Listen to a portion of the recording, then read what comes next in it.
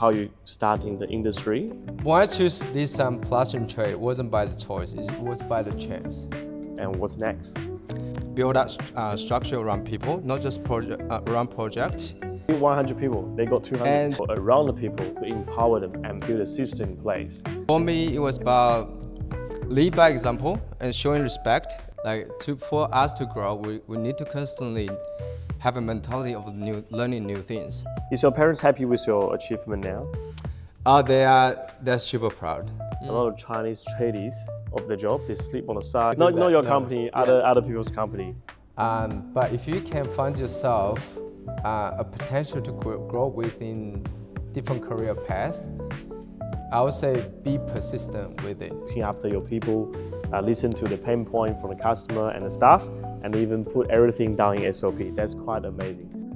All right, everyone, today I'm gonna interview one of my first 10 customers more than 10 years ago, Lee, who used to work as maybe apprenticeship under someone else, but now look at this factory. Wow, he owns the factory, his own warehouse, and his own team.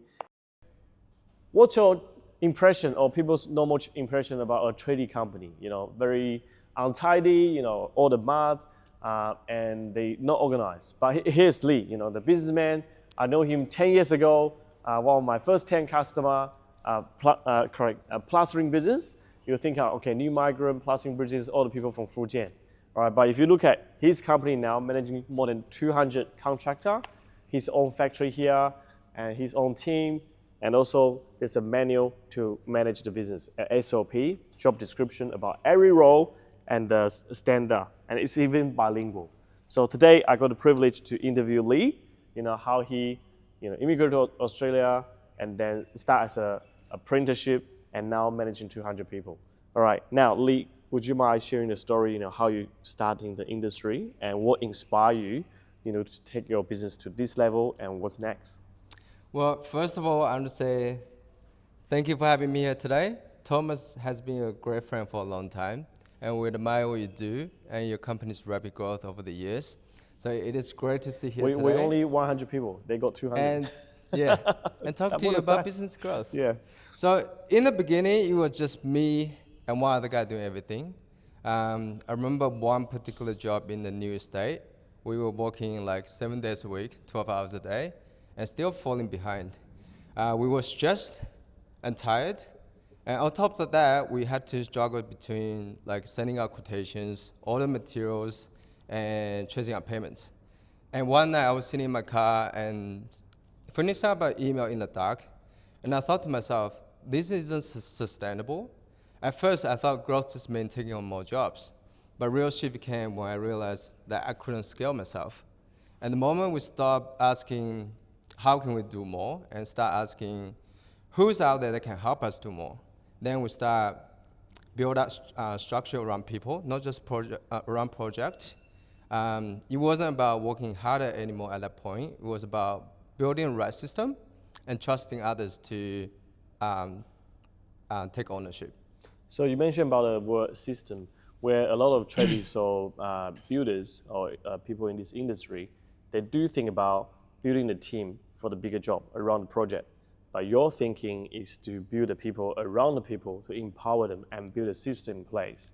So can you give us a bit more detail, like what inspired you on that and what kind of model or formula are you trying to learn from someone, or what books or course inspire you to do so? So I would say it's always about people. So you can have the best system in the world, but if your people don't buy into the value or the mission, it won't work. For me, it was about lead by example and showing respect and having that problem-solving mentality. So we have SOP for onboarding.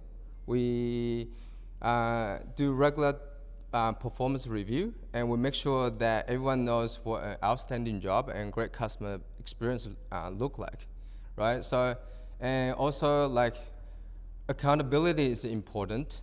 No one respects a leader who blame others when things goes wrong. As a leader, we need to take charge and own the situation. Instead of pointing fingers, you have to ask yourself, how can you do better next time? Whether that's through communicate more clearly, giving better instructions, or learning more skills. So system, it is important, right? I do remember that Lee actually go to a lot of courses. You read a lot of books on your bookshelf, and a lot of traditional trading. They probably after Friday they'll be like, we joke about pen talk Friday night. They just go to the bar, enjoy it. But what's your motivation that you want to do more? You want to achieve more. You don't want to take rest on Friday night and over the weekends still go out and study. Because when I started, I thought like, growing means that, like being hardest workers on site and then taking on more jobs. And the work ethic is also important as well. And then, but those things can limit you from growing. Like for us to grow, we need to constantly have a mentality of learning new things, right? And then getting the advice from the people who has done what we want to do, and not doing everything on ourselves. We also have to like find a team that can help us to achieve our vision.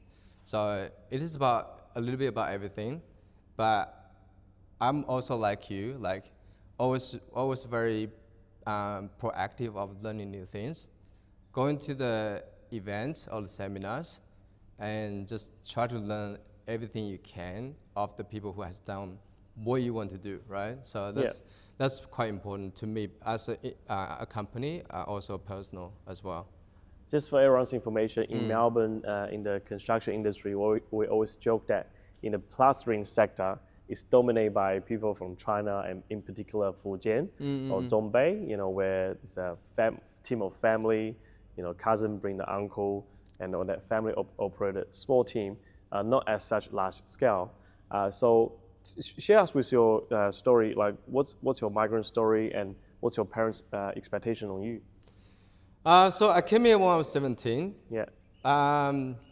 At that time, people from my city always want to make money and sending money home because growing up in a poor family, below the middle class, so the where I come from, the parents always expecting you just, maybe not pursue your further study. You just literally sending money home and then build a house and then living back in China happily ever after. That's Fujian in China? That's their mentality. Yeah. But and everyone's building a French prevention. Yeah. So I grew up a little bit differently, also because I was interacting with the different peoples who has different visions and different goals. So because I surround myself with goal-oriented people, so what I want in life is a little bit more, and so the vision is always bigger. Choose the different circle of friends.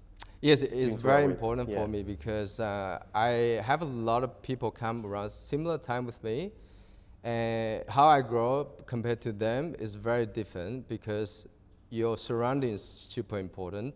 Your proximity and then who you can interacting, who you can learning from is so important. Another similarity, I'm with you as well, but I think also you are a lot more proactive. Yes. So yeah, different industry. Definitely surround yourself with people who has a similar mindset, and yeah, that's really important. Is your parents happy with your achievement now? They're super proud. Yeah. So what they wanted from me in the beginning, we literally had a fight over what should I do because this is my life, and there are a lot of parents just like my parents who want the different things for their kids, but they don't know as well as you because you need to take charge of your own life, right? So if you have a goal in mind, don't listen to the naysayers, even though they're your parents. Yeah. So now they're completely changing their mind, and then they feel like they're blessed that they were able to come here by me sponsoring them as well, and then we can live together because I'm single child as well. Yeah. It is good to have your parents around you. Likewise, so you can look after them and they can look after us. So as well. what's that biggest fight about? Like where they want you to go back or they want you? I think the vision is a little bit shorter. They just want the finance. They just want the money to be sending back and then me having a better life in China. But it's not the case. It's not something that I wanted when I was a kid. So this is something that we fight about back then. Yeah. Yeah. and then you're trying to convince them you can look after yourself here, you can look after them here. I convinced them that I can have a really good life here. I can set up maybe a good business here, and then eventually taking care of them. You know how hard it is to live in China if you don't have a good connection these days. Yep. So I think here is much better choice. In Australia, everyone had a fair chance I to think so. pursue their dream and goals. And just FYI, Lee just got married lately, with a beautiful wife, and hopefully the baby's on the way soon. All right. Yeah, that's our next goal. Yep. Yes. So talk about from 2 people to 150 people to 200. So what's the hardest breakthrough? Like, is it to a point where you recruit 7 or 20 people, you find that you start losing the staff, you start losing the place, there's no order, and then you need to set an SOP. So share us with some of the journey, if you remember, what's the hardest numbers to break through in terms of staff management? So our biggest growing pain was letting go of that hands-on control, right? When I started, I was used to know all the details in the job. But when you scale up, you have to trust your team leaders to set up middle control.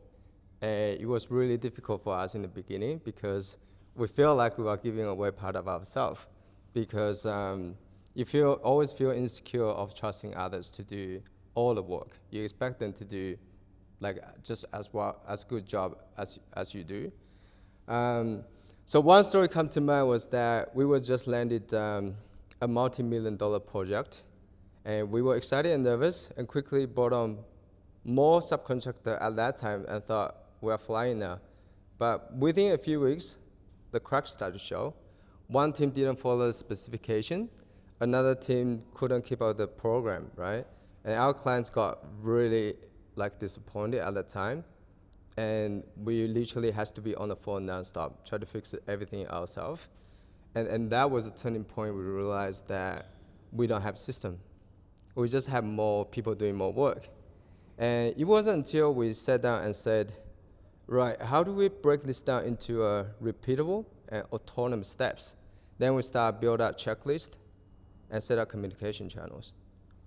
So share us with what's the structure of your team at the moment? So you have subcontractor on the sides, apparently.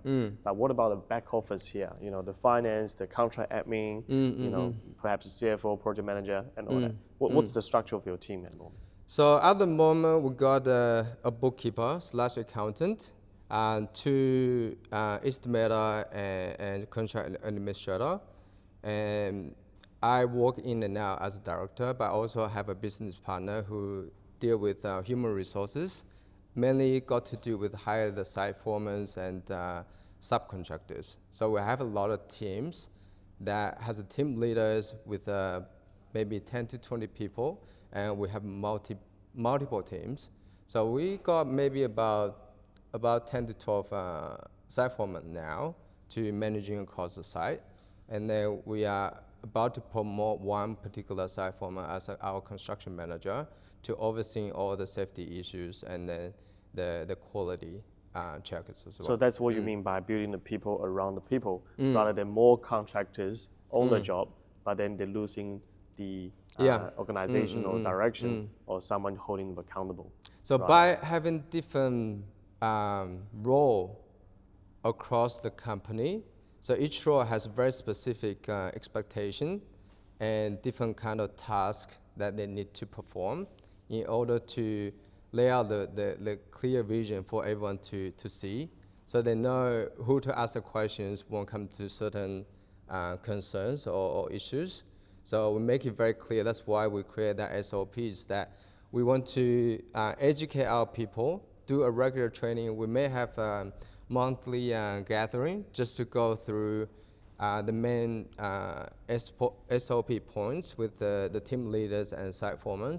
And once they are clear on what our expectations are, they can educate to their boys, because we can't gather 200 people every time we have meeting. So you just try to spread the message as much as we could and as clear as we could as well.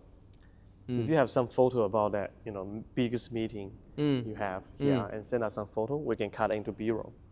I would say, because we're gonna have a Christmas party next Saturday, So I would love to invite you guys to come here, and Yeah. I think it's going to be good for you guys because Yep. a lot of our workers are looking to do financing as well. So We can also yeah, interview like the staff, like a yeah, testimonial. Hey, how many years you've been with this company? You know, what's your growth? What's your journey? You know, why you're so happy to be here for 5 years, 10 years? yeah, Because yeah, that's a good speaking as well. So, so speaking about business partners, right? Yep. How do you feel like you can achieve this without a business partner? Or a lot of business partner fight, but you have the same business partner more than 10 years now. Of course, I imagine you guys fight as well, but you guys still work together. Would you mind share a bit about how do you choose the business partner and how do you guys come across this far? So in the beginning, I have tried to make another person my business partner. At that time, it didn't work out because we have a lot of things in a different page.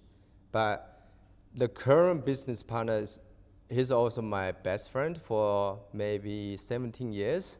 So we were best friends before we become partner.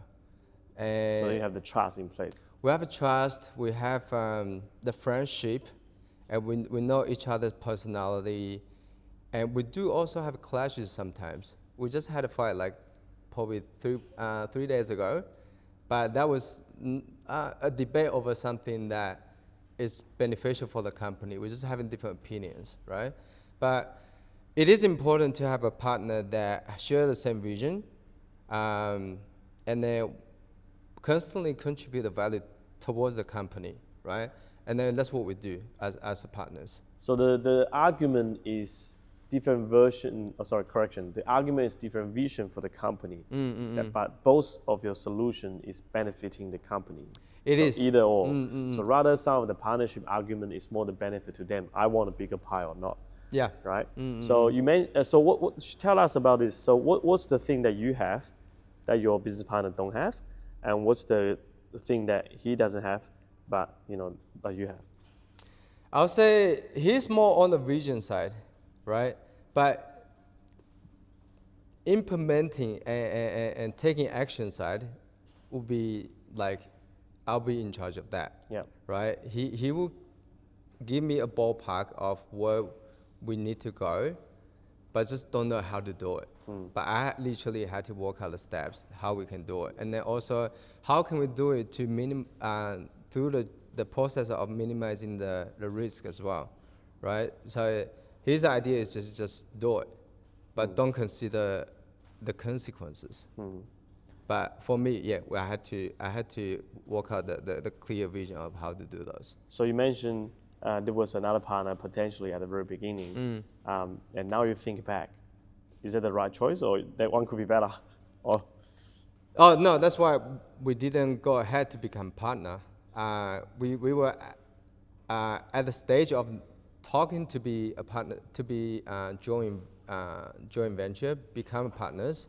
But because of the early signs that things didn't work out, and then we didn't proceed as a partner. sure. Yeah. So Lee, your company is very multicultural, and in the construction industry in Australia, it's very, very multicultural. Like for example, we always joke that plastering occupied by the Chinese, tiling occupied by the Korean, Yeah. Concrete occupied by the old Italian. So and your culture, your company's culture is also very multicultural, bilingual. I believe that it's not just the Chinese staff, but also the non-Chinese speaking staff. So can you share us a bit about the multicultural communication, leadership? How do you manage different staff with different cultural background? Do they have clashes? How do you get them to work together? So our main guys is really just Chinese and Malaysians. We also, hire people based on their personality and how positive they are, right? And then how respectful they are.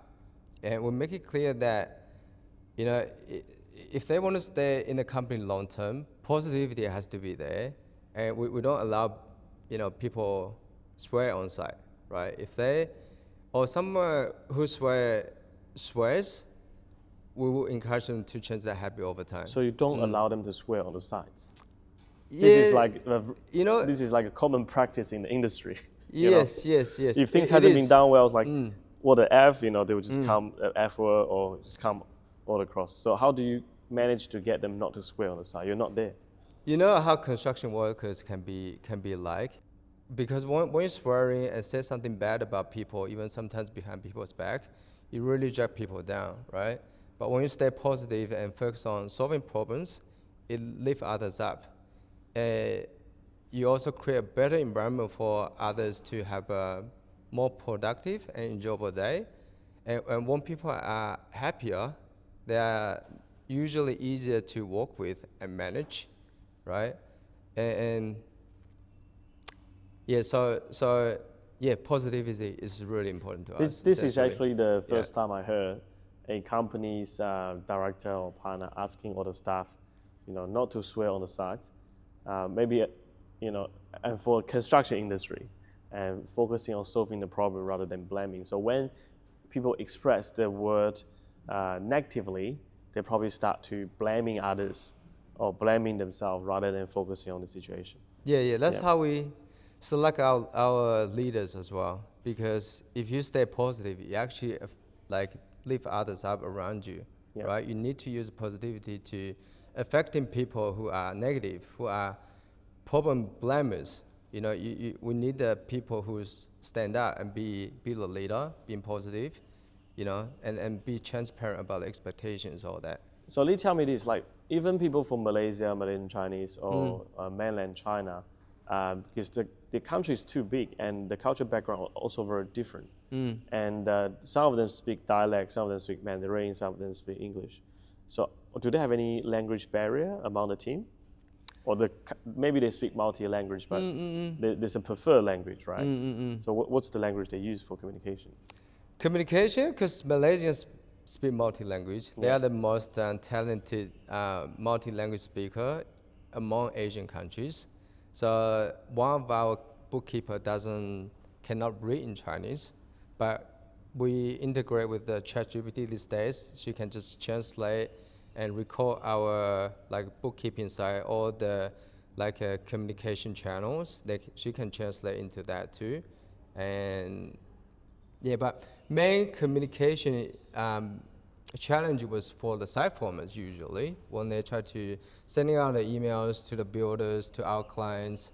Often the English is not 100%, but we also integrate with the AI just to sharpen the language, make it more professional and respectful, and more proactive as well. So Wow. yeah, the AI tool has been very, very beneficial for our site formers. And it actually empower them to feel more confidently when they communicate with the others, especially on site. Because we only need the site foreman to communicate on behalf of our subcontractors.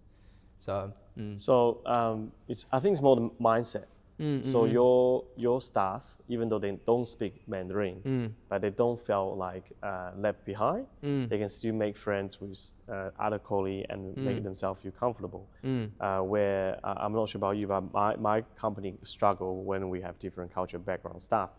So at the very beginning, it's all Mandarin speaking, and then later on we do have younger Australian-born Chinese generation where they can speak Chinese, but they cannot read Chinese. And then later on, we have people from India, people from Pakistan. We have people born here, raised here, like white Caucasian. And some of them came and left because they don't feel culture adaptive. They feel like a minority group in a Chinese Australian company in Australia. But we even now have lucky enough to have some staff, pure Caucasian or born here, can't speak Chinese at all. Yeah. But they feel like part of the team. They even though they can't understand sometimes the other staff speaking Mandarin, but they either leave them alone or try to participate in jokes, make themselves part of the team. I think it's very hard to recruit someone where they feel like they're a smaller minority of the group, but they can fit into the bigger part of the team. So Lee, if your company mainly can speak Mandarin, why you want to make the SOP also have an English version and bilingual? Can you share us with a bit of that? The boys and girls that we hire from Malaysians, they some of them cannot read Chinese. So I had to create both copies. for everyone essentially. My partner need to read that in Chinese, but often when I have a different opinion with my partner, because his English is not 100%, so I have literally had to write something down and just to create a vision that I want to convert into the text, so he can see the message I want to convey, and he can also be on the same page as I am, right? It took my company 3 years of habit to make our official written language in English. Okay. But we have to communicate with the banks in English anyway. But we just get used to ask questions in Mandarin in the group chat. But whereas other non-Mandarin speaking staff cannot understand. But now we have a press one button, translate very accurately. Yes. But still, it took us 3 years to emphasize when we type in English. Most of the staff now do. So Lee, share us a bit about the vision and core value about your company. Of the book now, can you remember? Vision and the core value. That's good questions. Do you need the book? Hey? Do you need the book? No, I don't need a book. Yeah. So I have a personal goal and the business goal, right? So like in the next 5 to 10 years, my personal goal is to have more personal time, be able to travel more with my family and spend more time networking, just like you, yeah? But then I want the company to be in the automation with a strong system in place and capable leaders step into directorship role. My job is to helping those individuals to become shareholders. So by then, it will not just be my company anymore. It will be our company, because I want to promote people who are on the same wavelength as we are. And if they can become a joint partner down the track, we want to help them to get there. So our company's vision is always about helping others. Whether you're part of the team or one of our clients, we would like everyone who works with us to grow, to win, and to prosper. But ultimately, the vision is to create an independent and automated ecosystem, one that creates the opportunity for our people and make positive impact to our community. So in saying that, does it mean that a lot of your senior manager can have shares in the company? So they're more self-motivated rather than, they'll bring the team to be your competitors in future. We have a lot of leaders and site foremen who are very, very driven, and that conversation has been brought up multiple times as well. We want to giving out shares. Sometimes we probably have to make the company very valuable for them to buy into the share as well. But it is worthwhile to buy, to invest in the company as well, to be able to grow within the company. They will make more money down the track, and they will get motivated and incentivized long term that way, so right? It's about having a skin in the game. So they put the money to buy the shares, they value the company shares, and then it's about long-term incentive. So it is the ultimate goal that you want to create a company to a point that you can sell the company or part of the company, and people who buy the shares can making a lot more money than just the day-to-day works. Yep. I'll take a step back about quality control and letting go. A lot of entrepreneurs actually struggle when they just started. They couldn't let go. They the subject matter expert. So now, are you happy with the quality of the site work, and who's looking after the quality? What's the standard? Is your clients happy? Right now, we're very happy. Yeah. We are very happy is because our clients keep giving us the feedback on this is the best quality job that we have ever seen. And then every time there's a new construction team visiting the site, and then they will often ask who's the plasterer for this job site. And they want the referral. Not only they want a referral, they want to quickly book us into the next job, because the quality direct impact their future winnings as well. So we want to be the company who, when it comes to quality, we want to do it above and beyond. Sometimes we don't have to spend extra time on certain things, but we make sure they do, just to give them that extra push to make it stand out. And because we have a really good system in place, where we can keep everyone on the same page. We clearly lay out the quality expectation towards everyone. And then when we speak to the team leaders, and we make sure that they pass on all the expectation towards their workers. So it is important to be on the same page across board, right? So by putting everything on writing, also bilingual in Chinese for people to understand it, and then having a regular meeting and training, it will actually make the life a lot easier. So everyone got a chance to share the mistake, share the good tips. Yes. And then the quality doesn't lose the standard when you have a bigger team and scale it. Yes. Communication is very important. We often have to say, why this is what is like that. Why this one is not as good as the other job. So we share the feedbacks, and then we try to improve as a whole team. So tell us a bit about how you're getting the clients from. So your size is growing. Are you turning away the smaller jobs? How do you get and select your customer now? So we are very proactive on cold calling, and there's a tender website where everyone can put their best quotation forward, and so we use those tender site as our initial steps. Once we work out the outside quotation, we will cold calling, cold emailing, try to be proactive, right? Once we get that initial interaction and tell them that we're actually providing values, because sending out quotation, they can have a compare quotation. They can compare the quote to, in order to get the best subcontractors. But when we do the cold calling, we always emphasize what kind of value that we can bring to them, and give them the reference from our other jobs. So that's how we closing the sales through that process. For someone who haven't tried your service before, what's their mentality to choose? Are they looking for the cheapest quote, or what's your cost among the range?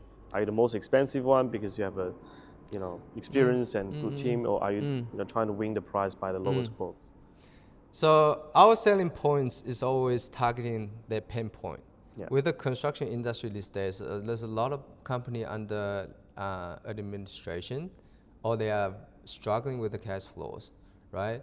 And when they're struggling financially, the quality goes downhill. And then if we point out the pain point that our clients are facing, and another pain point for them is that whether they can supply enough resource on site to achieve the construction program. So by pointing out all the pain point, they can feel it emotionally, and that's how we're able to close the sales, right? Because we got all the foundation for either resource or financially. We're financially stable. We got about 200 subcontractors under our belt, and we can push the program a lot faster for them. So either we point out the pain point, or we point out the value that we can bring to them, and that usually will help them to decide pretty quickly of who to go for. So having a very comprehensive team now, does it mean that your quote is more expensive than others, or? Well, I mean, we definitely have more overhead, but because of our system, we are actually more efficient and competitive, right? We can leverage bulk material purchasing with a cheaper price. We can streamline workflows and personalize team. So in many cases, it means we can be more competitive by reducing waste and delays. So bigger team doesn't necessarily mean that we are more expensive. It often means that we are delivering more values than just the cost. So it's more efficient, more quality control. Absolutely. And more assurance as well for the clients. I have one client once said to me, they almost didn't choose us because they thought we are too expensive. But after we delivered the job, he rang me up intentionally and said, not only we are affordable, but we are the most organized company that they have ever dealt with. And we're not reinventing the wheels on every job, right? Our system allows us to be fast, efficient, and consistent, and that really keep our costs competitive and quality high. So it means, okay, oh good. So that covers the job. Okay, I want to ask this question. So Lee, what's the percentage of your client now that is repeat customer and new customer? Repeat customer take majority of percentage. I would say maybe 80%.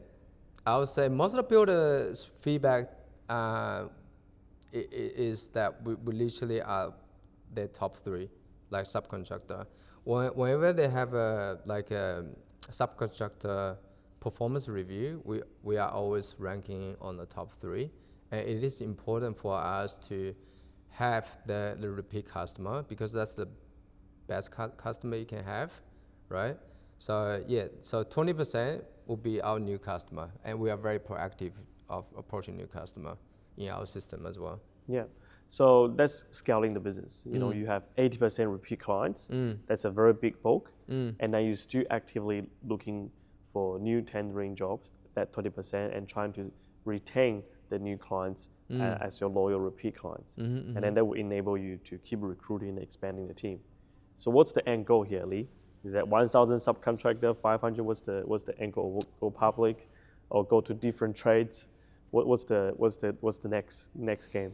Next, really, like I said before, we want to promote different capable leaders into directorship role, and we'd love to expand into different states as well.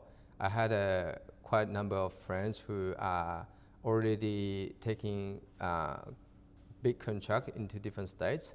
They already have a good foundation in terms of human resources. So if we can combine different expertise and different values into, building the future company together, we may be able to find different partners over different states. So yeah, ultimately it's just to expand different states and having different customer base across the nation.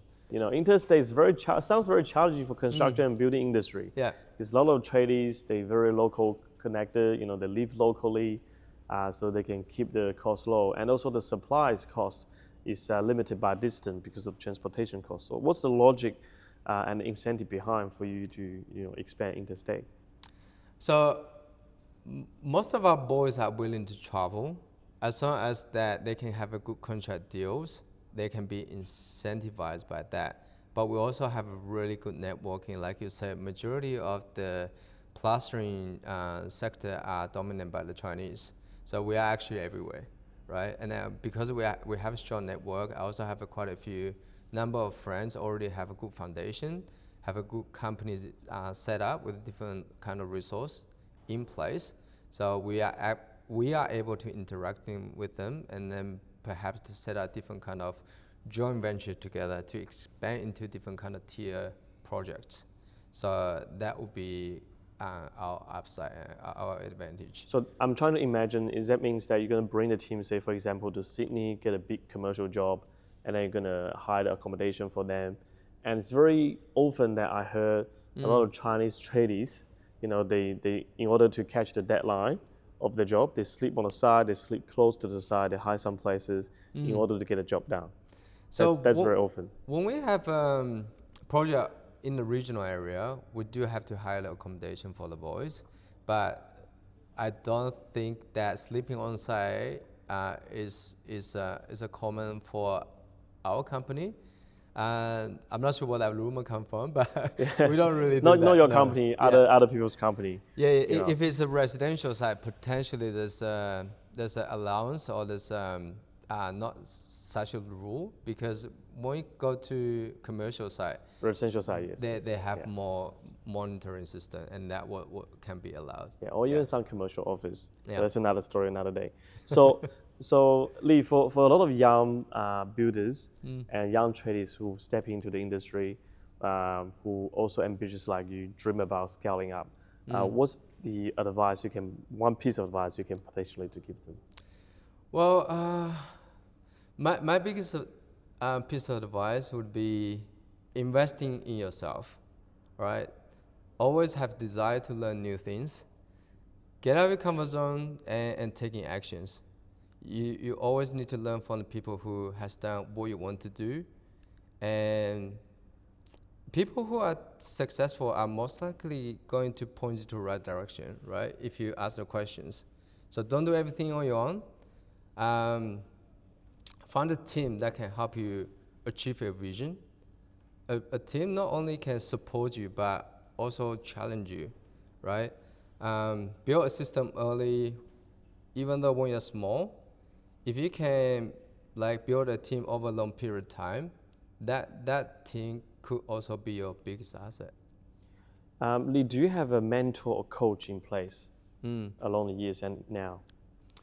I really just learned a bunch of stuff online. These days, you got podcasts, you got YouTube, you got different kind of expert into different areas. Just Share us some, who's your favorite YouTuber and podcast? Right. So, in the beginning, it was Grant Cardone. He is a big inspiration. And later days, I listened to a lot with Dan Mattel. He shared a lot of things, the insight about AI and company structures. Back then, when I was listening to Grant, he was emphasized on sales, property investment, and motivation. So those content, I find it really connect. Wow. Yeah. Last question, Lee. If you go back to time, when you come to Australia in 17, the time 18 years ago, what would you do differently? What would I do differently? That's a good question. When I choose this plastering trade, it wasn't by the choice, it was by the chance. But if you can find yourself a potential to grow within different career path, I would say be persistent with it. Don't give up just because you don't like it. If that career has a high ceiling, I would say stay with it and be persistent. And if you can learn and grow within it and having a business ultimately, then be persistent. So rather than some young people changing industry or jobs every 2 years, and they never break through the ceiling of 200K income per year, rather get deep down into the industry, looking after your people, listen to the pain point from the customer and the staff, and even put everything down in SOP. That's quite amazing. I need to go back this holiday and smash out my SOP like this. All right, thank you very much, Lee. Thank you so much. Thank you.